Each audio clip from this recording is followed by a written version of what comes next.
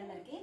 ఈరోజు మా అంగన్వాడీలో పిల్లలకు వెరైటీగా యాక్టివిటీ చేయడం కోసము అంగన్వాడీ సెంటర్ను మరియు 1, 2, 3లు 3, 4 పరిచయం చేయడం కోసము పూలతోటి డెకరేట్ చేసి వాళ్ళకి పూలు మరియు కలర్స్ 1, 2, 3, 4 వాళ్ళకి తెలపడం కోసం ఇట్లా డెకరేట్ చేయడం జరిగిందండి.